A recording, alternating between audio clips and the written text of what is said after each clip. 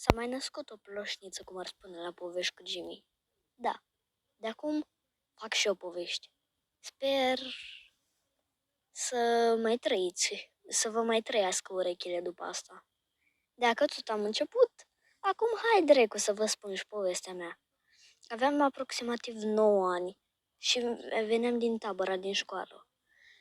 Am ajuns acasă, unde părinții nu știu de ce, dar m-au legat la ochi și după m-au pus să pipui ceva. Eu, ca gamer profesionist, că nu altceva, am simțit instant că e PS4. Bine, era PS4 Pro, dar asta e altă parte.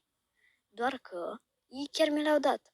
Și logic, că ce ai, frate, m-am dus la TV-ul ăla, am băgat în priză PC-ul și l-am conectat la TV, de zici că aveam Parkinson. Acum am băgat și eu primul joc al meu, care a fost Roblox, chiar că nici acum nu mă joc. Tot am cumpărat și un joc și mă înfoi la o reducere de 75%. Bă, de la 135 de lei al lui, acum era ba nu, cât era? 35 de lei, frate. Acum am și volan și scaun, că părinții mei au bani, dar asta e altă poveste. Acum, ca să fiu ploșniță adevărată, spun și morala. Pe morală, mergi firea al dracu în tabără, că nu știi de unde îți cumpără părinții PS.